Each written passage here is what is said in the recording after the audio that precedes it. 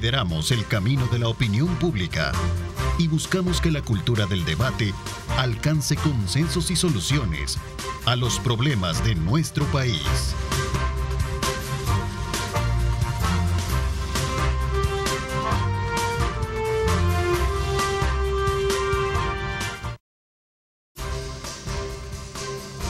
Son las 6 de la mañana con 30 minutos, 6:30 minutos. Bienvenidos una vez más a una edición de su programa Diálogo 21.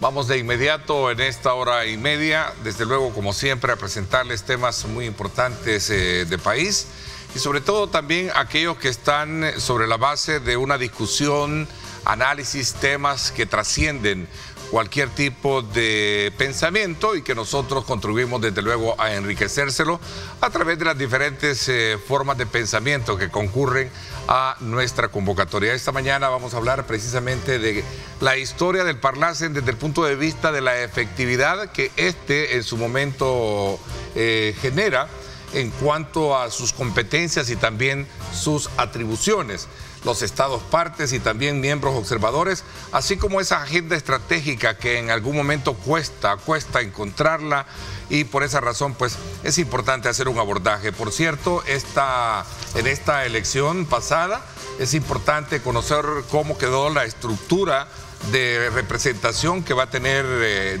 llamémosle así, parlamentaria, El Salvador a partir del recuento y el escrutinio final que diera el Tribunal Supremo Electoral. Y quiero darle la más cordial bienvenida para hablar del tema que presentaba a Juan Maldonado, analista político, catedrático y director de la Escuela de Periodismo de la Universidad Don Bosco. Bienvenido, gracias por acompañarnos, Juan. Gracias, Ernesto, un gusto. Saludos, Francisco, y a los televidentes. Es un gusto aportar acá en esta mañana y ojalá salgan ideas interesantes para que el público pueda tomar ahí referencia de ello. Ok, maestro, escritor y analista también, Rafael Francisco Goche. Bienvenido, ¿cómo está? Buenos días, Ernesto. Muy agradecido por esta invitación y una oportunidad más pues para ejercer la ciudadanía a través de el análisis de diversos temas de realidad nacional y regional también.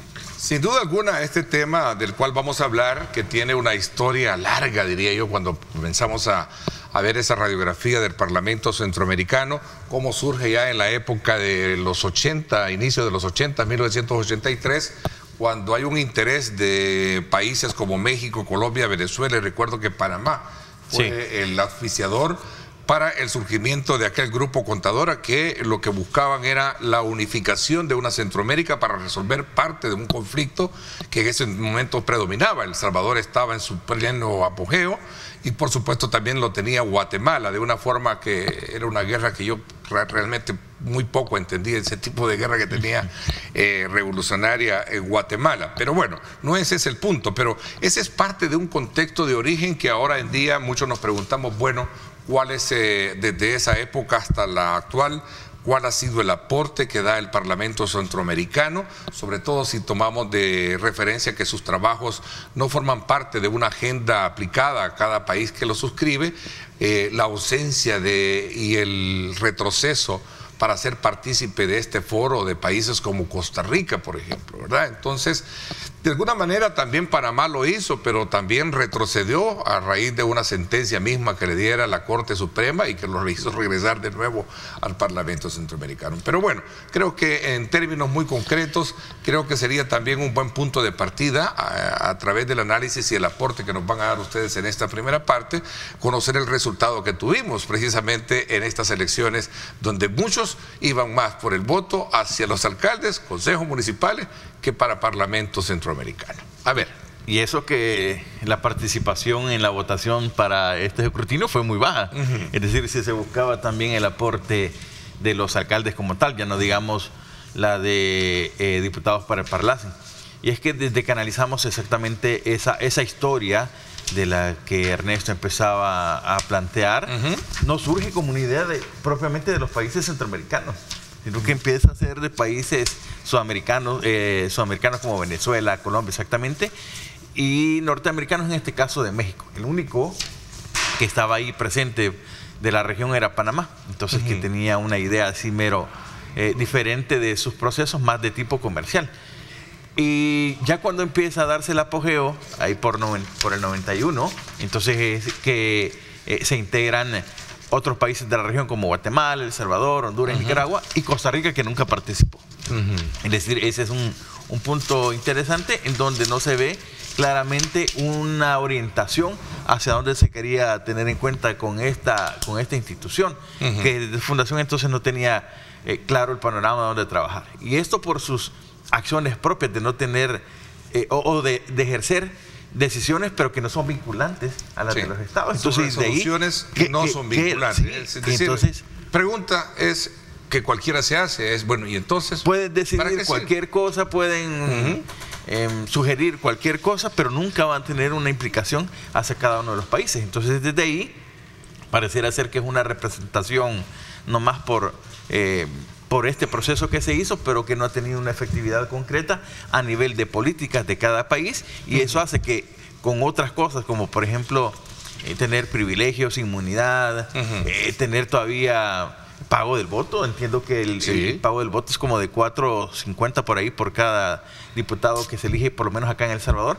Entonces esas cosas son las que van determinando ese conflicto interno del quehacer del Parlacén. Y cualquiera puede decir, bueno, es que sí, hacen propuestas, hacen vínculos, sí, pero eso lo podría hacer otro organismo del Estado, o lo hacen otros organismos del Estado u otros funcionarios que estén vinculados siempre al gobierno o a otras instituciones del Estado como tal. Por lo tanto, esa orientación y ese ejercicio no ha tenido efectividad a lo largo de todos estos años por parte de los diputados del Parlacén. Así es. De hecho, surge ya de manera muy oficial prácticamente desde el 93, ¿no? Que viene dando digamos, los pasos importantes a partir de lo que significa la intención de lo que fue el Grupo Contadora.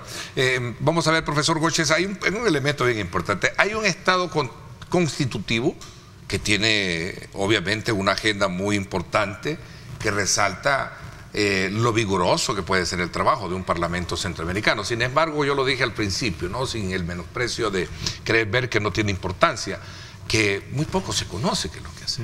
Sí, es que se conoce muy poco porque hace muy poco o prácticamente nada. Pues, o sea, si tú le preguntas a la población si sabe que hay un Parlamento centroamericano y qué beneficios o digamos, qué incidencia puede tener este organismo, la población percibe nulidad total. Yo te comento que el día de la elección municipal y del Parlacén, yo sí voté efectivamente por un alcalde, pero mi voto del Parlacén yo lo anulé. Yo escribí un mensaje: cancelen este organismo porque es inútil. Y es inútil por varias razones. Primero, que ya lo mencionábamos, todo lo que se pueda discutir y resolver ahí no es vinculante. Es decir, ningún Estado está en la obligación de adoptar o cumplir o implementar lo que de ahí salga. Pero también hay que ver si realmente el supuesto propósito para el que fue formado este organismo es un propósito viable, porque mucha gente piensa, creo yo equivocadamente, mucha gente cree que el Parlamento Centroamericano es para buscar la unión centroamericana, la patria de Morazán. Pero realmente no es así. Yo tengo entendido que hubo mucha influencia del modelo del Parlamento Europeo, de tener países integrados, no como una sola nación, pero sí, digamos, en cooperación, que pudieran tal vez negociar en bloque algún tipo de asistencia, algún tipo de situaciones con respecto a otros mercados, países grandes, ¿verdad? Que digamos que le pudiera resultar mucho más fácil negociar a nivel centroamericano que a nivel de Patria Unida, morazánica. Claro, pero no es que se va a hacer un solo país de a ver, pero en contraste hay otra versión, ¿verdad? Que al final vieron los presidentes de esa época la necesidad de irse también a cobijar de unidad a partir de un parlamento de esa naturaleza. Claro, es que esas son ese fue el espíritu de donde nace ya de manera más concreta, que fue Esquipulas, ¿no? El proyecto de Esquipulas. Ahí fue donde nace de manera más directa estos acuerdos de Esquipulas, donde le dan digamos, forma al Parlamento Centroamericano como instancia política permanente y democrática, decía, con el propósito de afrontar ese tipo de mercado. Claro, porque el punto es que en este tipo de organismos y particularmente en el Parlacen, tú tienes ahí una cantidad de documentos donde hay objetivos que incluso pueden parecer nobles, pero en la realidad, ¿qué es lo que hemos tenido? Si revisamos históricamente cuál han sido lo que más se ha escuchado del Parlamento Centroamericano,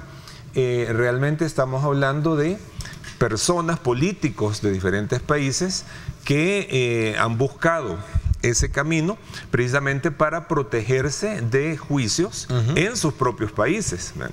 Y bueno, y eso ha sido desde hace muchísimo tiempo. Sí. ¿Ya?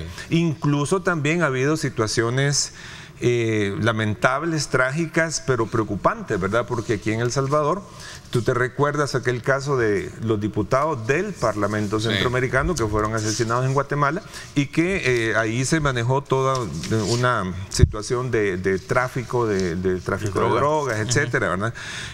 Incluso el intento que hubo del expresidente Funes de acogerse a esa inmunidad parlamentaria que al final la Corte Suprema de Justicia local se la bloqueó. Sí. Entonces, y lo ha bloqueado para todos. Claro, los presidentes siguientes, bajo el argumento de que tienen que ser sometidos, al igual que otros, al escrutinio de elección popular si estos quieren accesar o quieren ser diputados del Parlamento. Y entonces yo lo que veo es que realmente los únicos beneficiados han sido los partidos políticos que tienen representantes ahí por alguna razón, por supuesto beneficios y privilegios. Y en esto creo yo que si el partido Nuevas Ideas, que es la fuerza política dominante hoy, realmente fuera que escucha a la población, ya sería tiempo de que nos retiráramos de ese organismo, ¿verdad? Pienso yo. Y no es que se va a detener la integración centroamericana, porque en ese aspecto fíjate que hay un organismo que es mucho más eficiente que el Parlamento Centroamericano, que es precisamente el SICA. El SICA, el Sistema de Integración Centroamericana, donde de hecho ahí es la función principal. Se han resuelto problemas muy concretos, ¿verdad? Y entonces eso es mucho más eficiente que el Parlamento Centroamericano. Pues. Y es demasiado abierto, diría yo, ¿no? Porque al final... y esa percepción que tiene la población parte de lo que también se acotó muy puntualmente, en que no se conoce lo que hacen los diputados del Parlacen. Estaba sacando los datos y al hacer la suma entre solo los sobrantes, las papeletas sobrantes e inutilizadas, eran 4.300.000 y algo, solo de eso. Y aparte los nulos, abstenciones y votos impugnados fueron 161.169, es decir... Papeletas del Parlacen. Sí, del Parlacen. Es decir, en total... haciendo la suma de los sobrantes, inutilizados, nulas, abstenciones, impugnados, fueron 4.500.000. Los sobrantes, o sea, las que no votaron. Sí, es decir, de todo ese proceso que entre los que no votaron y entre los que anularon. ¿Cuántos votaron? Entonces, eso indica de que para la población no tiene presencia esta institución. No, pero ¿cuántos votaron? ¿Tienes ahí ese dato? Que ando buscándolo acá. No, estaba buscando concretamente cuánto fue la participación para que lo van a poner ahorita, para que veamos cuántos. Pero, digamos, dentro de este entorno es... Ahí tenemos. Ahí está. Pero no tiene la suma total. Ya la vamos a ver. Sí, pero acá está también por partido. Ahí está por partido. Marcas, correcto. Entonces, pero en esa suma exactamente de todo eso que son los datos del tribunal, de todo eso que se visualizan, ahí hay 4,5 millones, digamos, entre los no utilizados, a las abstenciones y eso. Entonces, esa es una lectura que debería ser importante. Y yo acá... quisiera retomar alguna idea que en algún momento ha hecho presente el presidente Bukele cuando va a la ONU e insiste en la renovación de la ONU en estos nuevos tiempos. Entonces, creería que también esta lectura de esos datos debe ser un buen momento también para que pueda dimensionarse una nueva, si bien no salirse o no del Parlacen, o por lo menos una renovación diferente para que queden claras las funciones de las que se deben hacer. Quiere ver si hay alguna sumatoria. Producción, ayúdeme ahí a darme ese dato. Y creo que andan alrededor de la votación así concreta. Creo que no sobrepasa el 1,5 millones. No. Sí, yo creo que llega justito, un poquito abajo. Ajá, un poquito menos, sí, un poquito menos. Un poquito menos todavía. Sí, todavía, porque solo Nuevas Ideas tiene casi 800,000 votos. Sí. Y 163,000 por ahí. Sí, la verdad. Entonces, que hay algo ahí que por eso yo hacía referencia que si la de los alcaldes fue menor, ya no digamos esta de Parlacen, que todavía es todavía más impactante el hecho de los 1.4 millones, me dice producción. Ok, y para todo este proceso, y solo solo imagínate, sobrantes son 3 millones, casi 4. Solo de ahí, y eso ya indica que lo supera por el 200%. De nuevo, en su raíz de análisis esta mañana, seguimos preguntándonos por qué razón no atina desde el punto de vista de la importancia para el salvadoreño el hecho de tener representación dentro del Parlamento. Yo insisto, es que realmente no tiene funciones que incidan en la política nacional, en la vida nacional. ¿Cambiamos eso, profesor? Es decir, ¿lo hacemos que sus resoluciones sean vinculantes? Yo creo que no. Yo creo que no, porque no vamos a estar a expensas de lo que políticos de otros países que tienen problemas como los hemos tenido nosotros, vayan a sacar resoluciones que realmente nos van a poner en serios aprietos, pienso yo. Pero fíjate que hay una situación. Ok, veamos. Yo recuerdo, antes de los tiempos digitales, había una revista de análisis, ¿verdad?, que, por cierto, creo que Waldo Chávez Velasco tenía... Sí, el doctor Waldo Chávez Velasco. Ajá. Y él una vez sacó un reportaje, y en la publicidad de donde se anunciaba ese reportaje decían textualmente lo siguiente, a la población le decían: conozca el organismo más inútil jamás creado, el Parlamento Centroamericano. Estamos hablando de los 90. Ya desde aquella época se veía eso.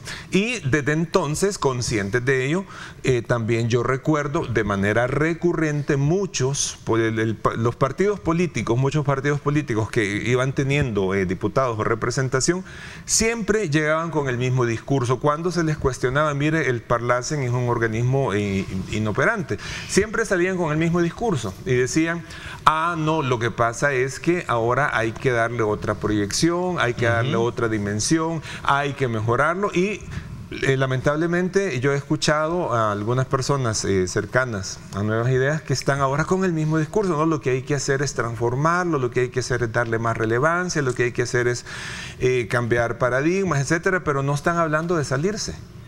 Y yo creo que ese es el camino más sencillo, y fortalecer el SICA. Pues, y además también hay otra cosa.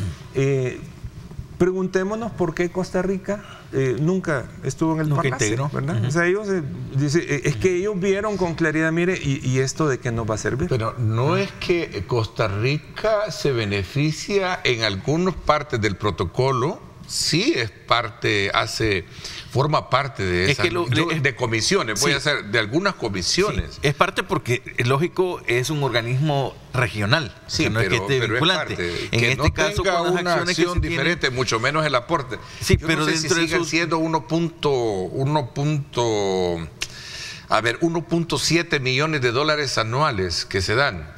No, y aparte, de parte del Estado miembro, ¿no? Sí, correcto. Signatario. Y otra de las cosas, por ejemplo, una nota periodística incidía que la papeleta, solo por ejemplo a nivel de elección, la papeleta para el Parlacen iba a ser una de las más caras dentro de todo el proceso electoral, dentro de eso, por la difusión que se daba dentro de la réplica y eso. Entonces, si se desean tener elecciones, podría ser de otra manera, a modo de ahorrarse costos, porque no son funcionales a nivel del Estado propiamente, ya que se requiere ahora una reorganización económica, o se está hablando de ahorrar costos. O sea, podría ser un punto de partida también en donde se puedan tener este tipo de medidas y potenciar las instituciones locales. Porque creo que ese es el punto. Si se potencian instituciones locales, pueden hacer el mismo trabajo, o por lo menos desarrollen las mismas funciones de algunos que hacen el Parlacen. Alguien comentaba en que había un diputado que está consiguiendo vínculos laborales con otros países. Eso lo puede hacer el Ministerio de Trabajo si se potencia de buena manera. Entonces, funciones de ese estilo son las que deben valorarse nuevamente. Fíjate que hay un elemento bien importante que quiero agregar al análisis que están haciendo ambos, que lo conversaba precisamente con un representante del Parlamento Centroamericano de nuestro país, el señor Donald Calderón, que estuvo con este servidor recientemente, en representación del partido PCN. Y él me hacía una reflexión bastante interesante. Me hubiese gustado haberlo tenido también a él, lastimosamente hasta este momento estoy recordando, que él hacía una reflexión bien importante cuando hablamos del tema. Mire, Ernesto, lo que sucede es que el impacto de lo que nosotros podemos tratar en nuestras comisiones no las van a ver los países precisamente por el mismo factor o figura de la cual estábamos hablando.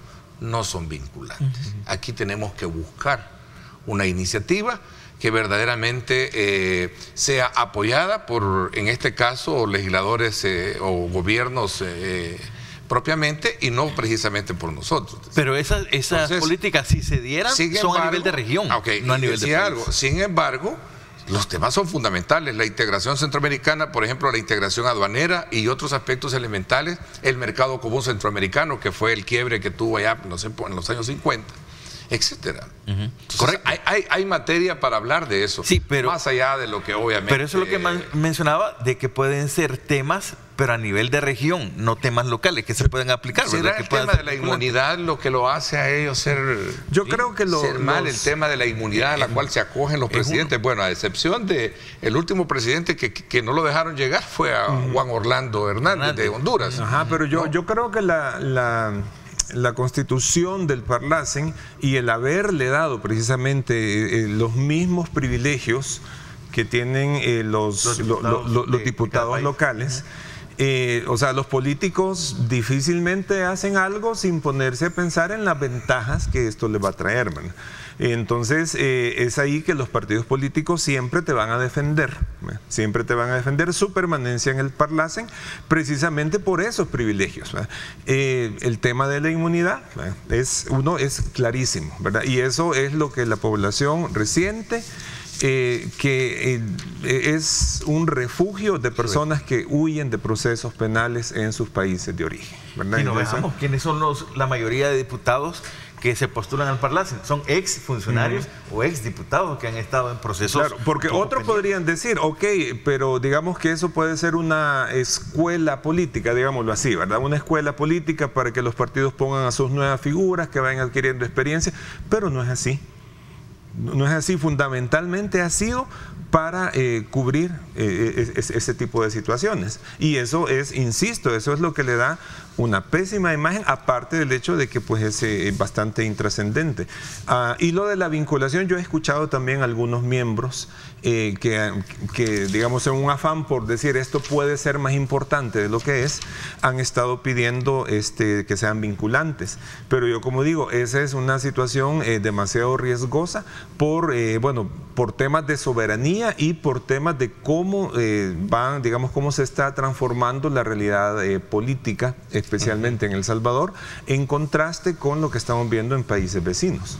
Entonces, yo creo que la solución, y yo insisto, es mejor fortalezcamos el SICA y alejémonos del Parlacen. Bueno, hay otro factor también sucede, ¿verdad? Que quedó suscrita, que va a ser Guatemala. ¿Será porque en todo caso fue en esta reunión de Esquipulas en el 86 donde se propuso la creación, en el 87 se suscribe el Tratado Constitutivo del Parlamento, en el 91 se instala la primera reunión ya del Parlacen, pero ahí quedó, ¿no? Sí, pero eran otros tiempos, es decir, la lectura que se hacía en esos momentos eran por tiempos de guerra, por términos económicos que estaban sobresaliendo a nivel de otros mercados como la Unión Europea o el Mercosur también que se daban. Entonces, la lectura de ese momento era diferente. Yo creo que ahora esos principios que quedaron ahí constituidos son debatibles para y yo no sé si su principal financista, si lo queremos ver así, que fue, o patrocinador, que fue China Taiwán por siempre desde el inicio, lo sigue siendo hoy en día, ¿no? Eso es otro sobre buen todo punto por el poder del cual se hegemónico tenía que ha de tenido referencia. últimamente China, ¿no? Claro, y sobre todo porque también a nivel de política exterior, ya por ejemplo nosotros ya no tenemos relaciones. en Costa Rica desde hace rato. Sí. Desde hace Tampoco, rato. y así digamos... Solo Guatemala, ¿no? Ajá. Entonces, No sé si Honduras la tiene, ¿no? No, Honduras ya no tampoco. Tampoco, ¿verdad? entonces, pues así estamos. Yo espero, insisto, que Nuevas Ideas... ¿Cuántos diputados ponga. son de Nuevas Ideas que van al Parlamento? Creo que son, no, me parece que son como 13. 13, son 13 de 20. Recuerda, Ajá, 13 de 20, ¿no? Ajá. Arena lleva... Dos. El Frente lleva 2. ¿Sí? Y por ahí creo que el PDC... me parece PDC que lleva hay- 1, PCN lleva 1, solo ahí son 6. Hasta ahí ya. 6, falta 1. Ajá, Creo que, sí, gana lleva al doctor Guardado. Guardado. Ujú. Sí, al doctor Guardado, que actualmente es el presidente de Ghana, ¿no? Sí, lo lleva, ¿no? Y eso me lleva a acordarme de otros organismos que nadie sabe que existen y nadie sabe qué es lo que hacen hasta que aparecen por alguna conveniencia muy particular. Me refiero en concreto, yo no me refiero a la Corte Centroamericana de Justicia, ¿verdad?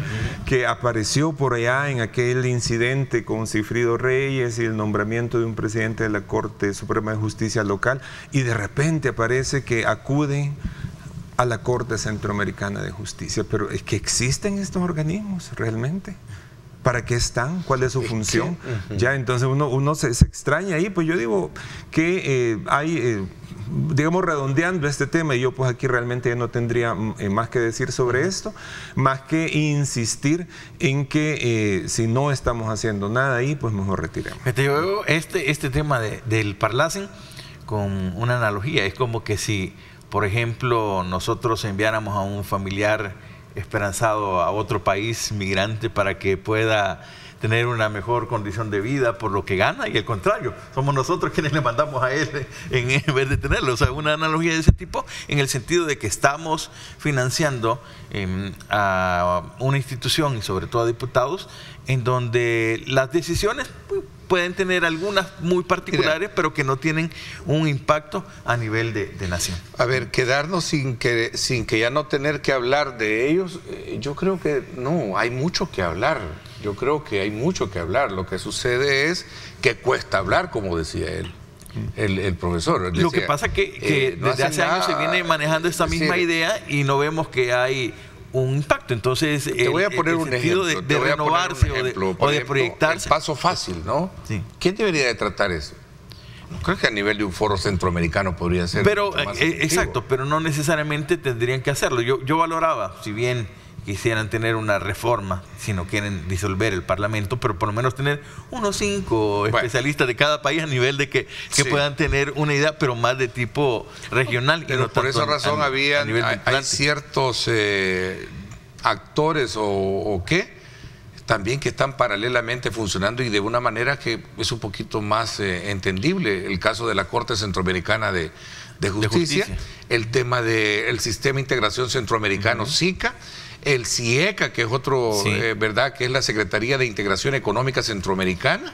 Y estamos ¿verdad? viendo los rubros, exactos. Entonces podría ser instituciones de este tipo, claro, que sean o el mismo, específicas. o el mismo Banco Centroamericano, el BCI. El BCI. Ajá, que temas de financiamiento. Tienes mucho material. Pero son organismos que se dedican propiamente a desarrollar políticas o a desarrollar propuestas de cada uno de los temas. Entonces, ahí podría ser también otra idea que vemos que es mucho más efectiva que tener un sistema parlamentario que solo generen algunas ideas no vinculantes y que en realidad no impacten a nivel de país. Así es. Hay que examinarlo, como dice, con lupa para saber que rendir cuentas, ¿no? De esa naturaleza. No rinden cuentas, ese es otro punto, fin.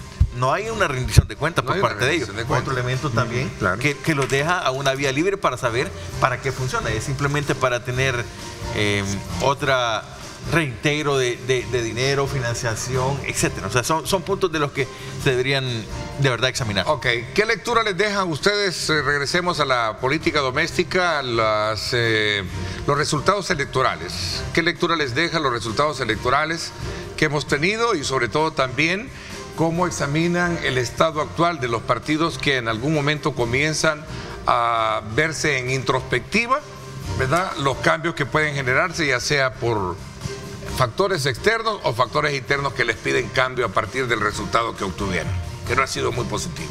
Hablamos de esto cuando regresemos, 7 de la mañana en punto. Gracias por estar con nosotros.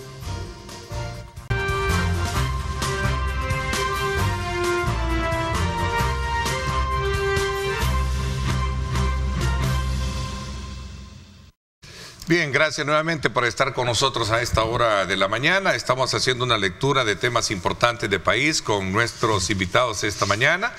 El escritor y analista Rafael Francisco Goches, y también nos acompaña Juan Maldonado en esta primera parte del programa. Y hacíamos una valoración de los factores que hacen prevalecer al Parlamento Centroamericano, sus objetivos, si estos de alguna manera logran visualizarse de manera muy concreta y para bien de los estados signatarios, algunos elementos desafiantes que tienen y otros componentes que me parece que es bien interesante lo que hemos hablado y que nos ha permitido de alguna manera ver en esa radiografía de que sí es necesario pedirles rendir cuentas, ¿verdad? Porque se trata de dinero que asigna en su presupuesto cada gobierno. En este caso creo que son 1.7 millones de dólares alrededor de, por los 4 o 5 años de la representación que se tiene por cada periodo, que creo que anda, hablamos casi de los 6 millones de dólares, ¿no?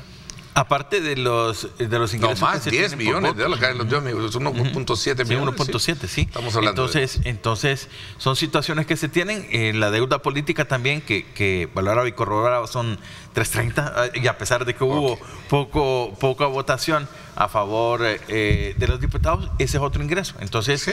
Factores como la inmunidad, la poca rendición de cuentas, la no vinculación, son factores que se tienen, y este es resultado de una desafección en general que se tiene a muchos de los partidos políticos en general. Viene siendo como uno de los últimos resultados de estos procesos en donde la población es la cartilla de consuelo para quienes ya no los quieren tener dentro de las planillas propias. Esa es una cosa que nos hablábamos, profesor, es otro tema. Que los partidos políticos siempre lo ocuparon como el cementerio. Sí. Dejar a los que ya no los quieren tener acá. Fíjate, es interesante la lectura si empezamos a ver por cada elección que ha pasado. En la presidencial la mayor fuerza fue Nuevas Ideas y en segundo lugar queda el FMLN. En la de diputados, bueno, es Nuevas Ideas también con mayoría, pero está entre Arena, que tiene dos diputados. Pero a nivel de alcaldes, disminuye Nuevas Ideas, pero aún siendo fuerza, pero se meten otros partidos, como Gana, que tiene 6 alcaldías y otros. Pero en el Parlacen es Arena quien queda en segundo lugar y el Frente también. Entonces, es una cosa así interesante de ver que más que todo el voto duro, el voto duro es quien favorece. ¿Cómo queda la configuración? 13 nuevas ideas y 7 de partidos, llamémosle, que no son. Que seguro es el voto duro que tuvo que haber favorecido. Me queda claro. Ahí está el desafío, como decía él. ¿Qué más se puede decir? Al final creo que cada país es digno o cada presidente de ver realmente la función que ellos tienen. Lo que sí sé es que al final me queda a manera de conclusión que debería de ser vinculante desde el punto de vista, o mejor dicho, de examinar esa figura jurídica, si sus resoluciones deben o no ser vinculantes. Y aquí creo que es un buen reto para el presidente, que como lo insisto, así como lo hizo con la ONU, también podría ser con... Veamos, examinemos un poquito. No he tenido la oportunidad de conversar con ustedes los resultados electorales. Después de una guerra quedan heridos, quedan generales, como me decía ayer el presidente del COENA, quedan generales y otros quedan también ardidos, ¿no? Fíjate que con estos los resultados, además del, digamos, el hecho objetivo del amplísimo respaldo del presidente, un poco menos a la bancada, pero también se traduce en una mayoría total, prácticamente. El abandono que hizo la población descontenta con muchos alcaldes. Yo digo que Nuevas Ideas perdió muchas más alcaldías de las que ellos mismos esperaban, ¿verdad? Y lo del Parlacen, que ya lo hablamos, pero yo aquí quiero tocar, me interesa tocar un tema. A ver. Y por cierto que es un artículo que publiqué la semana pasada, y es cuál es el futuro político de la oposición. O sea, qué tipo de oposición vamos a tener, ¿verdad? Y entonces ahí voy a los partidos históricos, digamos, Arena y FMLN, en donde yo digo que si ellos hacen aquel cuadrito del FODA, ¿verdad? Que es fortalezas, oportunidades, debilidades y amenazas. Yo me he estado poniendo a pensar qué pondrían estos partidos como sus fortalezas y oportunidades. Yo creo que les quedan casillas vacías.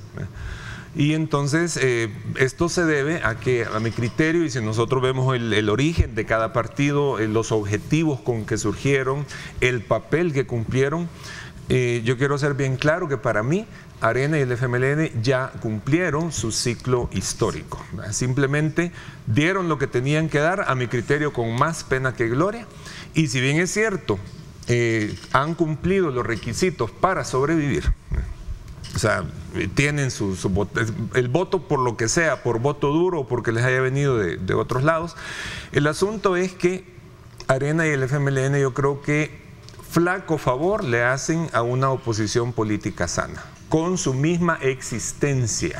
A lo que voy es que si ellos realmente les interesara el bien del país, tendrían que ser autocríticos y convocar a asambleas generales nacionales con el fin de disolver esos partidos, que ellos mismos digan: ok, ya cumplimos. Bueno, pueden hacer una declaración lírica y todo lo que quieran, pero es que cualquier oposición sana que vaya a surgir acá, inmediatamente se le van a pegar estas marcas, queriendo, según ellos, buscar unidad, buscar un frente común, pero estas son marcas que desprestigian. Bueno, tanto desprestigian que la única alcaldesa que ganó del partido Arena lo hizo negando y ocultando los colores de su propio partido en su campaña, ¿verdad? Y entonces, y además que a quienes representan, pues, o sea, cuál es su, digamos, su vínculo con la población, si lo que estamos viendo ahorita precisamente, y por las luchas internas que han empezado a aflorar, pues es que ellos solo se representan a ellos mismos, ¿verdad? Arena ya no representa al gran poder económico. Arena, el anticomunismo ya no tiene sentido, ¿verdad? Y con todo lo que le ha pasado, pues yo digo, lo mejor, lo más sano sería que ellos mismos se disolvieran. Esta no es una idea que a mí se me ocurrió de la noche a la mañana. Recordemos al exdiputado David Reyes. Él lo mencionó, él les dijo: mire, ya cumplimos nuestro ciclo, fin, ¿verdad? Y en el caso del Frente, pues también se le une al Frente, además de todos los problemas de traición y corrupción que ha tenido, se le une un tema ideológico, que si el Frente está pensando en renovarse, volviendo a los 70s, es decir, ¿cómo es que el futuro del Frente va a ser un pasado que ya a estas alturas está totalmente obsoleto? Pues entonces yo por eso creo que mejor es interesante esa valoración que hace, y quiero regalarme un minuto para que me logre descifrar este concepto del estamento económico, que ya no lo tiene en este partido. En este caso ya no lo representa, decía el profesor, el partido Arena. Claro, y ellos mismos lo reconocieron. Era un poder hegemónico que históricamente hizo prevalecer a ese partido. Luego, una vez salida del poder Arena, entra el FMLN, entra otro poder económico diferente, pero que era ALBA. Y estos que, bueno, el caso de ALBA ya vamos a tratarlo. En el caso del poder económico, de este estamento económico de Arena, ¿dónde está? ¿Dónde lo ve usted ahora? Bueno, yo veo que ahorita el poder económico que hasta 2019, porque creo que todavía en la campaña de Calleja sí financiaron, sí apoyaron, sí tenían todo aquel aparataje, pero este poder económico ahorita me parece que están actuando como hombres y mujeres de negocios. ¿En qué sentido? En que ellos ven que para sus negocios es conveniente que el país se encuentre en estabilidad política. El clima de seguridad, indudablemente ellos lo tienen que ver como algo favorable, y entonces no se van a poner a pelear una guerra que no tiene sentido, más que tal vez alguna animadversión personal, ¿verdad? Pero que eso en los negocios ellos saben que tienen que distinguir. Claro. Los negocios y cosas personales. Que mejor la escondo debajo del escritorio porque me conviene cómo se esté llevando a cabo. Esa es mi impresión. No, bueno, muy buen análisis. ¿Dónde estaba? ¿Cuál es tu aporte a ese tema? ¿Dónde estaba ese poder económico? Sí. Bueno, salió en aquella reunión que el presidente tuvo también con muchos empresarios, ¿no? En la época del COVID. Es decir, ahí se veía. Y si vemos ahora, refuerzo la valoración de de Rafael, en el sentido de que veamos, la ANEP no tiene una postura diferente o no era tan crítica como antes, sino que ve ese proceso de estabilidad y así otras gremiales empresariales. ¿Ese papel de las gremiales, digamos, contestatarias que se tenía antes frente a este escenario que vive el país hoy en día? Estas gremiales siempre van favoreciendo los intereses, o sea, a nivel de que se sientan que su proceso económico, su desarrollo económico va bien, pues no tienen con quién estar o es que peleando, también, ¿no?, esas representatividades, ese estamento económico ya no lo tiene.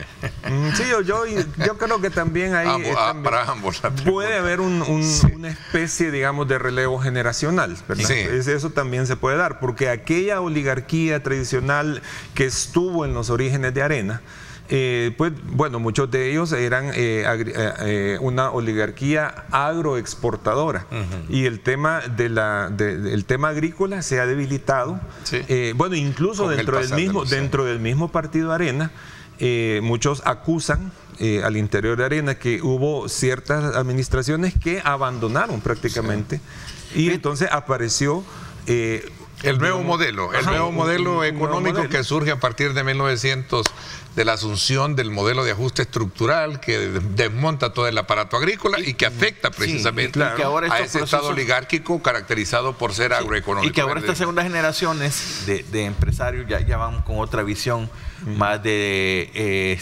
extenderse al mercado internacional, de proyectarse ya no solo localmente, de estar más en el comercio, en la industria, y eso favorece. Quedaron los partidos, regresemos, seamos pragmáticos, los partidos moribundos a partir de estos resultados, pero decía algo... Para mí venían moribundos desde hace años. Sí. Lo que pasa es que no lo han sabido leer. Pero, veamos las fracciones que hay, lo que hubo en el frente cuando se dividió, por ejemplo, dentro de los partidos. Siempre ha habido fracciones en el frente y en Arena. De hecho, el frente es una fracción, es una unión forzada Pero me encanta la transparencia del análisis de Rafael, donde dice, aquí no solo hay que ver a aquellos que salieron perdidos, también introspectivamente hablando, nuevas ideas también debe de ponerle atención a lo que le ha pasado. ¿O no? Y es que los resultados lo indican. A mí hay tres cosas que me dejan de lectura estos resultados de las elecciones. Primero, que el votante es muy inteligente, en el sentido de que sabe votar por personas o por marcas, ya no tanto por partidos. Y eso es un llamado a los analistas o a quienes hacen crítica del votante en pensar que se iban a llevar por un lado o por otro. No, si no veamos los resultados de los alcaldes, que ahí se nota que sí ven. Entonces, el votante actual va más por personas, es decir, por marca, ya no tanto por partidos. Dos, también ya está aquella delgada línea de pensar de que si el votante de izquierda o derecha, no, el votante ya vamos por causa, por proyectos. Sí. Y eso es algo importante también que se debe analizar y que no lo han hecho. ¿Ha logrado el salvadoreño diferenciar entre el fanatismo y entre la necesidad de tener condiciones favorables, objetivas de un candidato? ¿De un político? Yo creo que sí, yo creo que sí, porque lo que se estaba jugando el votante en la elección presidencial y de diputados, lo que se estaba jugando era el tema de la seguridad. Yo creo que eso es lo que fue a reafirmar el votante, y que no se estaba jugando eso mismo en el tema de los alcaldes. Eso puede explicar en parte también la baja participación, porque digamos no era algo tan crucial, ¿ya? Entonces, en ese sentido, sí, yo también comparto lo que dice Juan, y quiero ir un poquito más allá. Hoy en esta elección, si algo ha quedado demostrado, es que la gente vota por quien quiere y no vota por quien no quiere. Aquel que venga a decir, todavía, desde una postura fanática o desconectada de la realidad, que aquel que venga a decir que la gente está engañada, que la gente está manipulada, que la gente no sabe lo que hace. Bueno, y también hay otros que directamente insultan a la gente, pues que le dicen, no, es que la gente es tonta, es que la gente es ignorante. Aquel que siga con eso, mucho cuidado con sus capacidades de análisis. Más bien el que parecería estar desconectado de la realidad es aquel que todavía insiste en negar el reconocimiento de la voluntad de la gente y cómo la gente sabe distinguir por quién quiere votar y por quién no quiere votar. Ahora la elección también debe ser para los partidos políticos, es decir, que desde que surgen, no solo vamos a hablar de los partidos históricos como Arena y el FMLN, que como decía, venían fraccionados desde hace años, sino de aquellos que surgen como nuevos proyectos también. ¿Cómo nacen? Sí. ¿Para qué nacen? Sí, ¿Tienen una ruta? ¿No tienen una ruta? ¿Tienen liderazgo? ¿No tienen liderazgo? Y por eso vemos que a pesar de que en este contexto democrático, porque lo hay, si no, no existieran tantos partidos políticos en competencia, pero no hay una potencia porque no tienen un proyecto claro. Fíjate, Juan, y me parece interesante, y contigo lo hemos abordado en otros foros, ¿verdad? De manera tal que casi nuestros análisis y nuestros enfoques siempre van teledirigidos a creer que la oposición aquí solo fue la que resultó en su momento impactada, Arena y FMLN, pero también tenés a esa nueva generación de partidos que se supone era la expresión de lo que todo el mundo estaba hablando. Ya es necesario cambiar. Tenés nuestro tiempo. ¿Qué pasó con esos partidos?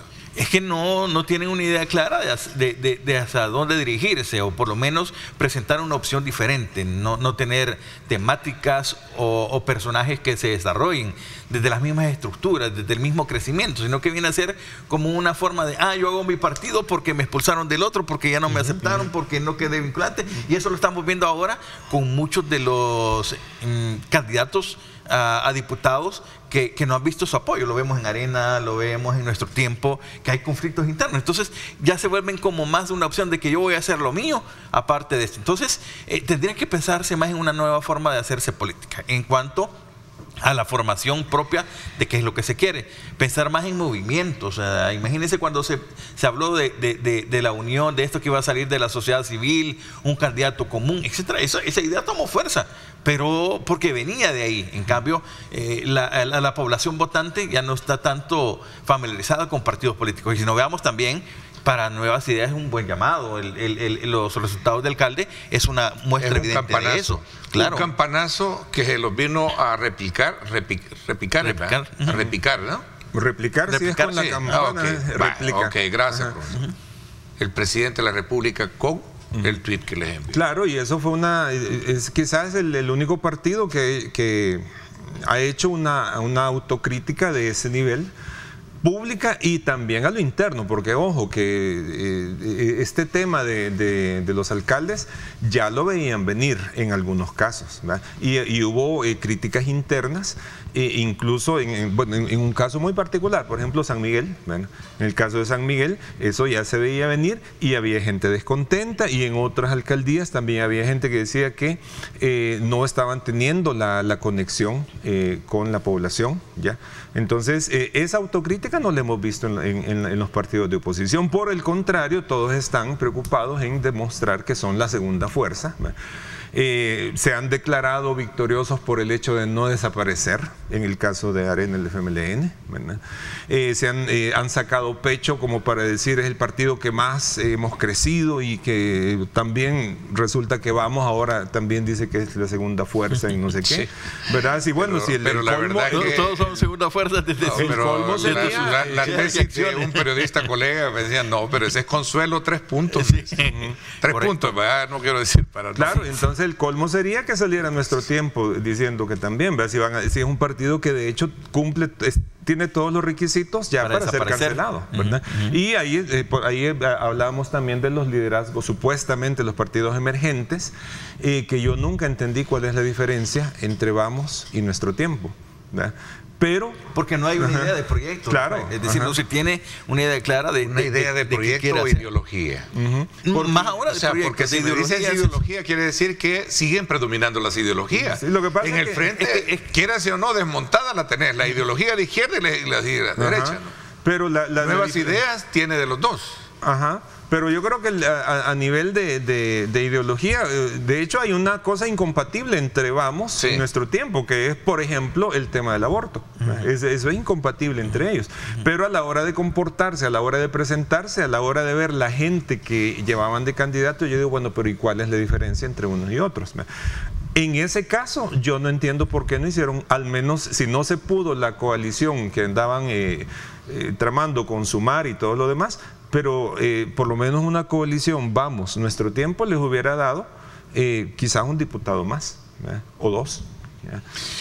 Alguien decía por ahí en una lectura de análisis de que la decisión de Héctor Silva, quien actualmente es concejal, haber corrido como candidato a diputado, fue un error. Si hubiera quedado de concejal, hubiera entrado como digamos, candidato a la alcaldía de San Salvador Centro, a lo mejor hubiese quedado como concejal.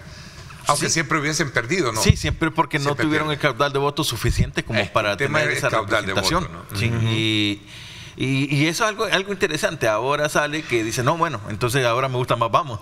Después que ve que nuestro tiempo no funciona con votos, dice, bueno, o sea que gana una opción. Entonces, esta figura, Rafael, de partidos emergentes y ese anhelo, digamos, que muchos creen, va cuesta arriba de creer que vamos a tener el surgimiento de nuevas opciones políticas en el país. Yo creo que sí va a haber nuevas opciones políticas, pero tienen que tienen que limpiar el espacio de esa oposición que yo dije. Arena y el FMLN tendrían que disolverse.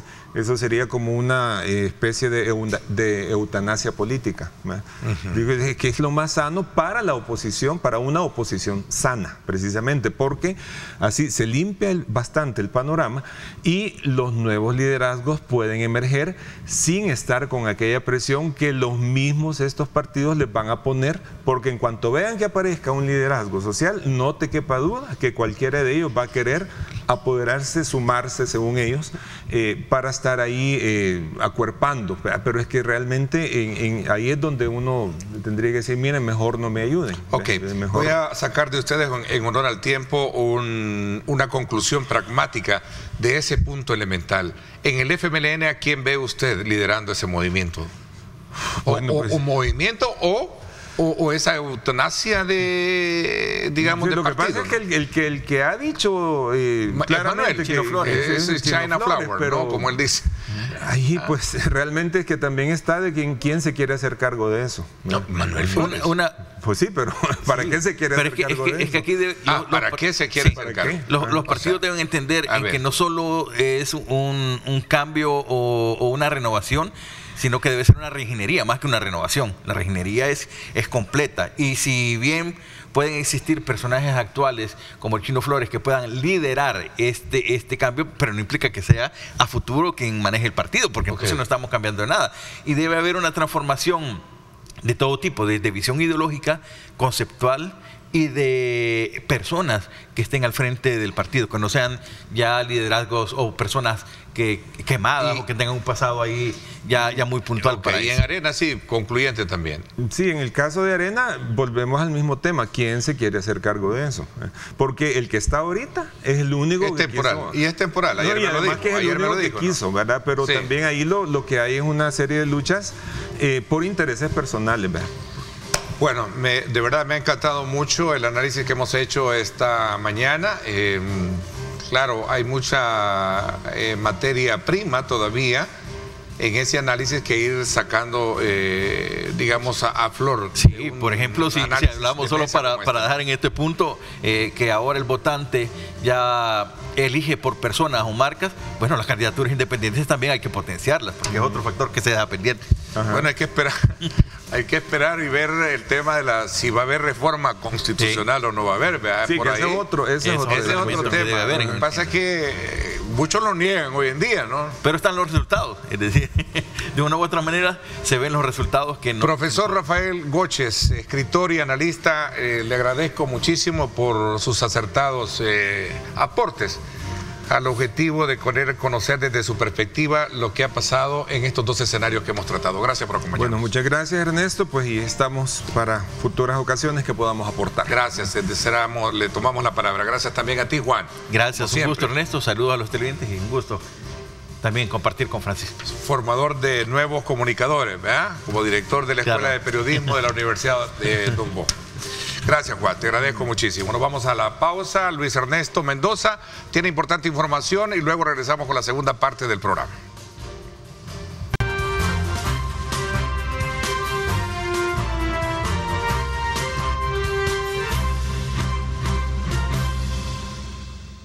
Gracias, Luis Ernesto Mendoza, por esa importante información. Y como usted veía las imágenes a esta hora de la mañana, es importante que se vista mucho de paciencia, si va a trasladarse de un punto A un punto B. Vemos el tráfico a esta hora como se encuentra y particularmente con esa imagen en el sector del Monumento al Salvador del Mundo. Así es que gracias a Luis Ernesto y a todo el equipo, que estamos siempre prestos a llevarles a ustedes la información y la orientación pertinente a esta hora con relación a ese tema que ya a todos ya nos afecta, como es el tema del tráfico. En esta segunda parte del programa hablamos con Edward Gutiérrez, él es periodista, conocedor de temas de país, y vamos a darle continuidad precisamente a la coyuntura actual que pasa sobre los partidos políticos y sobre todo también poniendo en perspectiva lo desafiante que es para el país adaptar nuevos modelos, especialmente para la actividad representativa que tienen nuestros partidos en la Asamblea Legislativa y sobre todo también el tema de la gobernabilidad como tal. ¿Cómo estás, Eduardo? Gracias. Bienvenido. ¿Cómo estás, qué gusto tenerte acá en el programa. Gracias por la invitación. Efectivamente, creo que gracias a Dios hemos cerrado el ciclo electoral. ¿Sí? Un ciclo electoral que nos deja resultados interesantes. Por ejemplo, tenemos prácticamente un mapa político a favor del partido Nuevas Ideas, ya que la población le entregó al presidente pues un nuevo periodo, le entregó a la mayoría, como he dicho varias veces, no simples, no solo simple, sino que súper calificada. Tiene la mayoría de alcaldías en el país, tiene los aliados de las otras alcaldías, en fin, tiene todo el panorama para que en los próximos 5 años puedan trabajar graníticamente, articuladamente con todos estos sectores políticos, ya sean del Partido Nuevas Ideas o también de oposición, para trabajar en favor de la población. También estas elecciones dejan el peor resultado en la historia para el FMLN y Arena. O sea, los ciclos políticos indican que no se van a reponer. Tú no has visto, por ejemplo, que el PDC y el PCN, aunque ahora tienen diputados y tienen alcaldías, no han llegado a recuperar el poder político que una vez tuvieron. Y aunque estos partidos estén hablando nuevamente de organizarse, resurgir, cambiar dirigencias, los ciclos políticos te indican de que no va a ocurrir. Estamos pasando por lo que se llama el buquelismo. La gente está acompañando a este presidente, como hemos dicho varias veces, porque ha logrado resolver uno de los grandes problemas que tiene el país. Sin embargo, a partir de este momento, culminadas las elecciones, entregadas esas credenciales, ya publicando los datos oficiales, ya se tiene que pensar en trabajar articuladamente, alcaldes, gobierno central y diputados, incluso los del Parlacen, que poco se menciona, en favor de la población. Bueno, que nosotros lo mencionamos ya en la primera etapa, que es un tema que obviamente se deja una estela de, digamos, de más preguntas que respuestas, ¿verdad? Sobre todo por el papel beligerante, ¿no?, que no tiene. Pero tú acabas de mencionar un elemento bien importante y que no habíamos tenido, Eduard, digamos, la oportunidad de abordarlo, y es precisamente que este resultado electoral deja al descubierto la necesidad de examinar de manera introspectiva a cada uno de los partidos, incluyendo el partido oficial. Porque lo decían los antecesores, ¿no? Mira, aquí no solo ha perdido Arena y FMLN, aquí hay alcaldías que se han perdido de la parte oficial. Ojo, a eso habría que ponerle atención también. Dice. Claro, sin duda alguna, el presidente... O sea, deja una gran lectura. Sí, ¿sí? Sí, claro. De madurez política de la población al saber que al presidente le doy el aval, como tú lo decías, porque sabemos que fue arrasador, ¿verdad? Pero en el tema de los alcaldes fue otra... Sí, sin duda alguna, acá ningún partido se salva. Y en el caso de los diputados, que también fue... Ningún partido, ni Nuevas Ideas, ni los partidos de oposición. El presidente de la República y su partido deben hacer un buen análisis de lo que ha pasado y prácticamente hablar con sus diputados, hablar con sus nuevos alcaldes para corregir esos puntos por los cuales la gente no les dio el apoyo en cabeceras importantes. Por ejemplo, La Libertad Costa es uno de los nuevos municipios muy importantes. Tienen que Nuevas Ideas hablar, sentarse, y lo mismo tienen que hacer los otros partidos. Tienen que hacer, pero un análisis, no el cosmético al que estamos acostumbrados, porque siempre luego de una derrota electoral todos los partidos dicen vamos a reorganizarnos, vamos a hacer propuestas, pero la verdad que algunos partidos como Arena y el Frente no les ha servido. ¿Cuántas derrotas electorales llevan? Ya llevan varias. Arena lleva como 4 presidenciales, el Frente ya lleva 2 derrotas presidenciales y vemos que van cayendo, van en picada. Imagínate, ahí tenés que el resultado de que el Frente no tiene ningún representante en la Asamblea Legislativa. Arena apenas tiene 2, tiene una alcaldía. ¿Y entonces qué está pasando? Si lo único que vamos a tener del frente creo que es un representante en el Tribunal Supremo Electoral, y creo que él logró 2 diputaciones en el Parlamento Centroamericano. Sí, es que no hay una reforma de aquí a los 2 meses. Bueno, eso hablando de reforma, hay un artículo bien interesante que escribe este día en el periódico El Diario El Salvador, Julio Valdivieso, y habla precisamente de este tema. Ya tocamos, ¿no? Ya que estamos tocando la reforma, creo que el análisis, lo estaba leyendo, ¿no? Sí, fíjate que el análisis que se tiene que hacer, hay bastantes cosas que decir, por ejemplo, en la Asamblea. La Asamblea Legislativa tiene, por ejemplo, que evaluar si estas comisiones que tiene son efectivas, si las tiene que cambiar, les tiene que cambiar de nombre, disolverlas, etcétera. Y lo importante es lo que tú decías. Ya el licenciado Valdivieso mencionaba que es el momento, después de 43 años de la Constitución de la República, hacerle reformas que estén acorde a la realidad del país. Y creo que él planteaba algo bastante interesante. Sí, lo plantea ahí en el artículo. Actualmente existen las candidaturas no partidarias o independientes solo para diputados. Sin embargo, él está planteando que para presidente, ¿por qué no? Creo que ahí está. Ahí están las imágenes. Vamos a ver si ya la vamos a poner en la imagen. Entonces lo que él planteaba de que la necesidad de poder establecer ese canon suscrito en 1983 por la Constitución de nosotros viene desde el 1983 que se estableció la Constituyente. Por cierto, ahí lo destaca Julio Valdivieso. Constitución del 83 ya no responde a la nueva realidad del Salvador. Fíjate que yo leí la nota y lo que él plantea es que dice en sus palabras, hay un hartazgo político hacia todos los partidos. Y aún así los partidos siguen teniendo un gran poder, un poder hegemónico. La única forma de llegar al poder, hablo de la presidencia de la República, es a través del partido político. Entonces él plantea si no ha llegado el momento de revisar eso. En otras palabras, yo creo que está planteando que se pueda eventualmente permitir una candidatura independiente para ser presidente de la República. Lo mismo que ha pasado con los diputados, solo que esta vez no tuvimos candidaturas no partidarias. Sí. Pero es interesante, y no solamente esa reforma. Ahí tenés el caso de la Corte Suprema de Justicia, que por Constitución recibe el 6% del presupuesto. Yo digo, siempre nos hemos planteado por qué, tal vez en el momento, la Corte Suprema de Justicia necesitaba tanto dinero, el 6%, pero ahora no habrá... ¿Sabes de dónde viene eso, verdad? Eso viene de los acuerdos de paz. De los acuerdos de paz, correcto. Un punto elemental que se dio en aquel momento, en 1992, cuando se establece, tras una negociación previa, fue el de poder establecer el fortalecimiento del área de justicia, y para eso se le asigna el 6% del presupuesto. Exactamente. Un presupuesto que no lo quiero, o soy yo, pero que se vuelve bien discutible a la hora de establecerse, tocarse en foros como estos. Eso es lo que estoy planteando y lo que plantea el licenciado Valdivieso, que ha llegado el momento de tocar. Pues estas dos hemos mencionado nosotros, pero puede haber más. Bueno, de ahí tenés la configuración del Tribunal Supremo Electoral, que yo te lo dejé entrever un poco. Exactamente, ¿no? Por eso decía que... Es decir, separar, ese no es un invento tuyo ni mío esta mañana. No, claro, no. El tema de que siempre se ha dicho que el Tribunal Supremo Electoral debería de tener, debe de separarse la función administrativa y la función jurisdiccional. Exactamente, y lo mismo se dice de la Corte Suprema de Justicia, que tiene esa labor administrativa y jurisdiccional. Para muchos solo debería aplicar justicia, no meterse en el tema de presupuesto.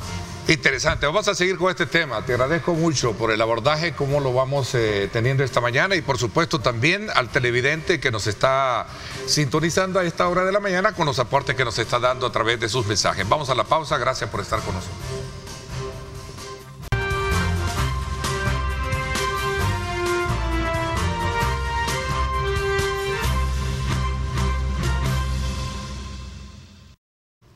Bien, gracias nuevamente por estar con nosotros. Continuamos conversando y haciendo una lectura proba de lo que resultó este ejercicio electoral pasado, y que ha dejado a los partidos políticos también poner sus barbas en remojo, ¿no?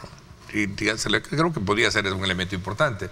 Pero estábamos hablando acerca de la necesidad de actualizar el estamento jurídico del país, precisamente para poder de alguna manera colocar a instituciones de las cuales estábamos hablando en un horizonte en el cual va concatenándose esfuerzos modernos, de actualidad, ¿verdad? Y sobre todo también buscando llenar esos vacíos que la población tiene. Y decíamos un poco en el caso muy en particular de una buena administración de justicia, ¿verdad? De una buena administración de justicia electoral, de una buena administración en el tema de la gobernabilidad. En fin, aspectos que obviamente pasan, como poníamos el ejemplo del artículo que escribía, o las declaraciones que ayer diera Julio y que fueron retomadas por este matutino, por periódico, donde habla sobre la necesidad de actualizar estos aspectos. Sí, decíamos que yo en lo particular creo que el Tribunal Supremo Electoral no debería desempeñar dos funciones.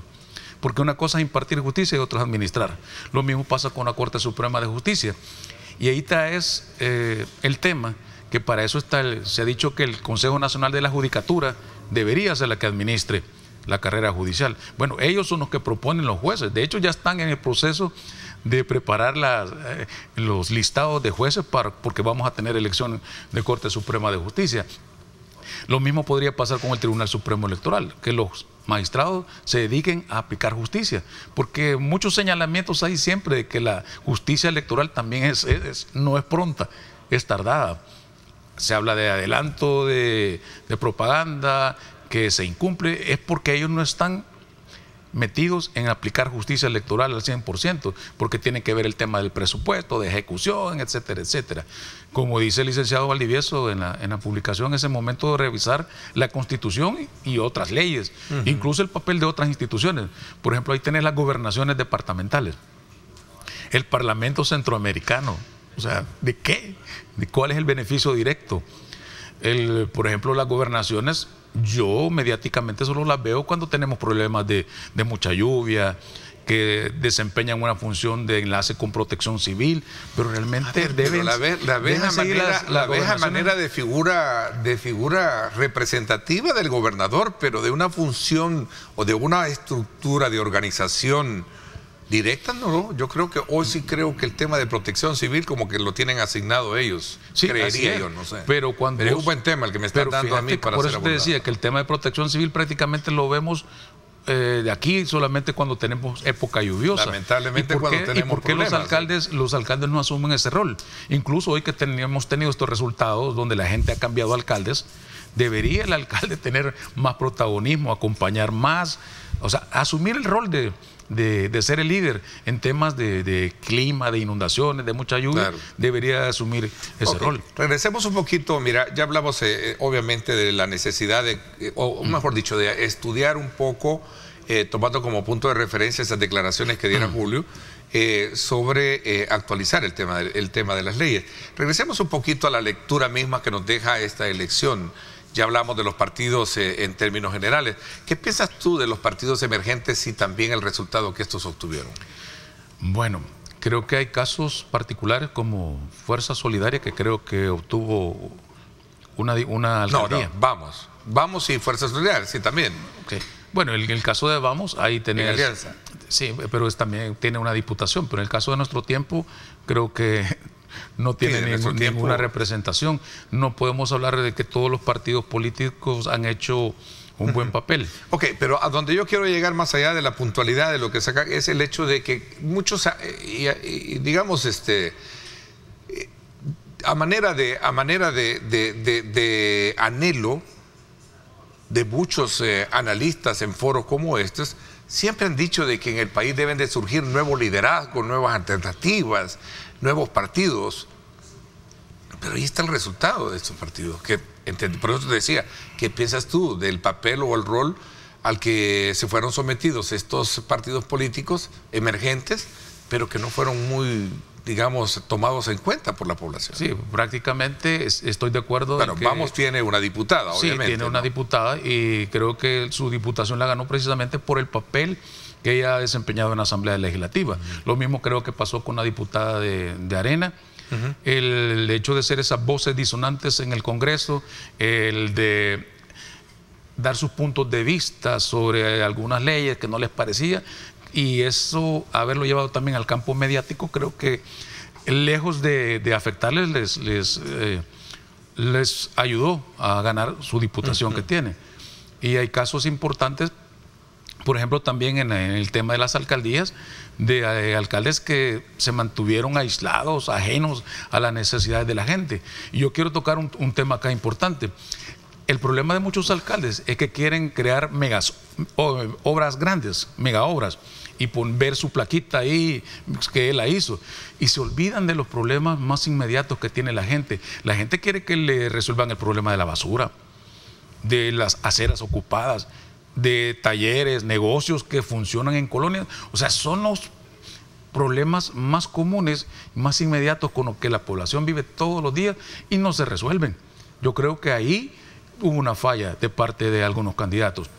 Sin embargo, también quiero destacar que a pesar de que las Nuevas Ideas no ganó todas las alcaldías, las otras, por ejemplo, como Gana, que ganó 6 alcaldías, se han puesto a la orden del gobierno, y mal harían que si no lo hicieran. Por ejemplo, ahí tenés el caso del alcalde electo por La Libertad, Costa, que ha dicho, hombre, yo quiero seguir en este proyecto Surf City, quiero seguir potenciándolo. Es que tiene esa visión que deberían de tener todos los alcaldes, claro, que tienen lugares turísticos a potenciar. Okay, Rafael que ganó, Ábalos. Sí, Rafael Ábalos que ganó. No pueden vivir. Ayer estuvo conmigo acá en el programa. Correcto. Y él decía de que hay proyectos que, independientemente de la representatividad que no pertenece al partido, deben ser retomados para beneficio de la comunidad. A eso lo que hay que hacer es montar a la comunidad en su desarrollo frente a eso. Imagínate qué hubiera pasado si un alcalde de otro partido de oposición hubiera ganado. ¿Crees tú que hubiera seguido con este proyecto de Surf City? A lo mejor se hubiera puesto por oponerse, sí, para no seguir, le hubiera cambiado el nombre. Es un proyecto más de ejecutivo, más que localista. Claro, entonces ahí donde se les está diciendo a los partidos políticos, hombre, no se opongan solo por oponerse, vean las cosas buenas. Este gobierno ha hecho cosas buenas. Claro, el país está lleno de cosas malas. Está lleno porque las otras administraciones no supieron resolverlo. Entonces es fácil, para la prensa es fácil estar señalando aquí hay un problema, tenemos el problema en salud, tenemos problemas en educación, tenemos problemas en la movilidad vial. Claro que hay problemas, es fácil señalarlo, pero este gobierno es el único que ha resuelto uno de los grandes problemas. Y de aquí en lo que viene tiene que resolver lo que viene. Si no, ya vimos que le pueden pasar factura política en el caso de las alcaldías. Bueno, el presidente el día de ayer planteaba en un tuit un elemento bien importante en alusión a tu comentario de que lo que ahora viene por delante es lo desafiante. Y él decía que una vez resuelto el tema de la seguridad y en el marco de esta reforma a la ley tributaria en el país que va a permitir que los salvadoreños que tengan su capital y lo traigan al país con 0 tasas de, ¿verdad?, puedan ser invertidos y fomentar la inversión. Él decía, vamos a sacar adelante, decía, el tuit, no sé si podemos tener ese tuit, producción también, para ponerlo en contexto. Creo que hay una versión en inglés y luego lo puedes traducir en español, donde él dice, ¿verdad? Si lo hicimos con la seguridad, vamos a hacerlo también en lo económico. Y se lo vamos a demostrar, no sé, creo que algo así da a entender, se lo vamos a demostrar como lo hicimos. Claro, efectivamente, ¿verdad? Eso es lo que quiere decir el presidente. Así como hicimos con la seguridad, lo vamos a hacer económicamente. Lo vamos a hacer. Y creo que se están dando algunas señales. Tú mencionabas lo de... Sí, ahí está. Tú mencionabas lo del tema económico. Justo creo que en la plenaria de esta semana se eliminó ese impuesto al ingreso de capitales. ¿Sí? Y está bien porque los hermanos de la diáspora van a poder venir con su dinero íntegro, no se le va a quitar el 30%, pero también hay que ver que la gente que envía remesas ya no va a pagar ese impuesto, según han explicado. Eso significa que esos 30% que le quitaban por el envío de dinero hoy va a ser a la gente, a tus familiares. La gente acá se va a ver beneficiada por eso. También creo que hay una propuesta para que continúe los precios, controlar los precios que tienen algunos productos de primera necesidad hasta el 2026. Creo que fue una propuesta de la ministra de Economía. Estas medidas que se han tomado para paliar un poco el aumento de precios, que es uno de los temas. El grado de inflación del país es preocupante y ese era el énfasis de la propuesta que en su momento la ministra hacía. Es decir, poder menguar un poco ese impacto, ¿no? Sí, creo que la portada de uno de los periódicos de ahora, esa propuesta, creo que sí, la gente necesita que ayuda en cuanto al tema de la canasta básica. Lo que vamos a supermercado o a mercado, pues nos damos cuenta de cómo había un incremento de precios, ¿verdad? Por diversas causas. Una de esas fue la pandemia. que también el otro es que no estamos, los efectos de la sequía, del niño, la niña, han afectado también la producción nacional de insumos. Pero en fin, retomando lo que decía el presidente, la gente le dio ese voto de confianza para continuar administrando este país y llevarlo ahora al despegue económico. Así es. Definitivamente. Me piden una pausa, la última, y luego regresamos. Haciendo casi ya la conclusión de tu lectura, que estamos aprovechándote, ¿verdad? Para poder conocer todos estos aspectos elementales que nos deja a manera de resultados las elecciones pasadas. Ya hemos hablado mucho de ello.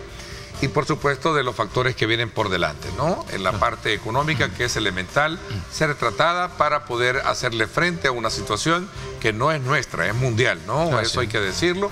Y regresamos entonces con esos elementales puntos concluyentes de la conversación que sostenemos esta mañana contigo. Pausa y volvemos.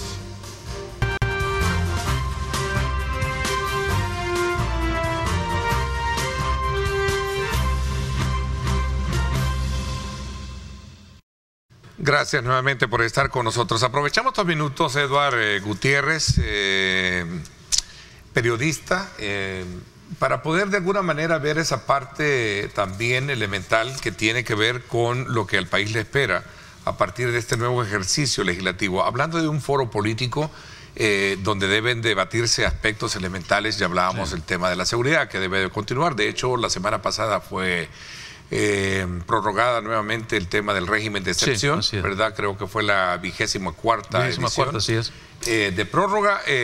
Ahora viene por delante el tema económico y tomábamos de referencia este tuit que el presidente hace énfasis como parte de los incentivos que se van a dar a quienes quieran venir a invertir en el país, ¿no?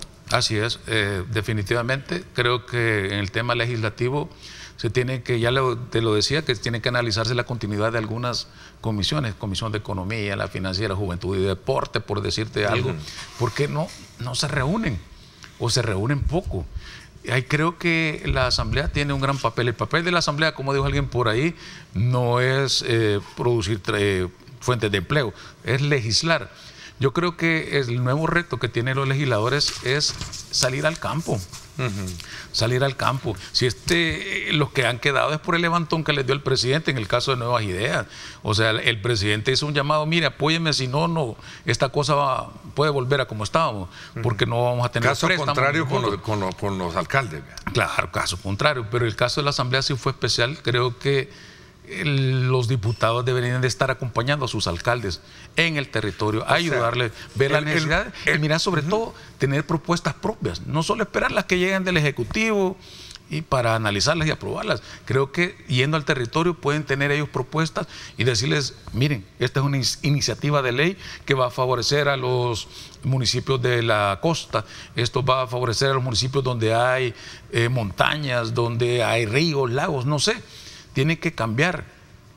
Creo que su forma su nuevo rol es acompañando a los alcaldes en el territorio, no solamente cada 3 años para pedir el voto. Tiene que ser más activo. Fíjate que tú tocabas un tema bien interesante. Cuando logras interpretar el triunfo de aquellos alcaldes, como por ejemplo La Libertad con el caso muy en particular de doña Milagro Navas, ella misma obviamente sostiene de que gran parte de su triunfo se lo debe en primer lugar al trabajo desarrollado y también a ella como marca, no así como su partido. Es decir, de manera directa gana su liderazgo, ¿sí? Así es. Los otros dos diputados, liderazgo, ¿no? Ya sea por su exposición mediática o por su trabajo territorial. En el caso de Nuevas Ideas que tú mencionas, como diputados, hay un elemento que también se trae a juicio cuando se somete a consideración el tema en foros como este, y sí, realmente pesó más la N del presidente Nayib Bukele que el trabajo que ellos a lo mejor tenían en el campo. Sí, yo creo que los diputados deberían de pedirle algunas lecciones a los dos Reinaldos, a Cardosa y al otro diputado. Que son hombres de territorio. Fíjate, qué bueno que trajiste pues sí, ellos mismos lo han dicho aquí, creo. ¿Sí? Es que nosotros pasamos allá con la gente, no pasamos distanciados. Saludamos a la gente, no andamos con guardaespaldas, no andamos en camionetas así. O sea, el diputado tiene que ser más cercano a la gente. Y en estos 3 años tienen que demostrarlo. Si no, vamos a tener resultados más que interesantes. Se pueden perder diputaciones, el partido oficial puede perder diputaciones, puede perder más alcaldías. Creo que tienen que repensar la forma en que están haciendo política. Ok. Me parece interesante la reflexión concluyente a la que llegas a las 7:59. Eduardo, gracias por haberme acompañado, habernos dado tu punto de vista con relación a estos temas que hemos abordado. Te agradezco muchísimo. No, gracias a vos, Ernesto, y estamos a la orden. Y bueno, te deseo éxito en tu trabajo. Muchísimas gracias. Igualmente, Eduardo, a esta hora, 8 de la mañana en punto. Por mi parte, esto es todo por hoy. Pásenla bien y como siempre recuerden lo más importante, amar a Dios sobre todas las cosas. Lideramos el camino de la opinión pública y buscamos que la cultura del debate alcance consensos y soluciones a los problemas de nuestro país.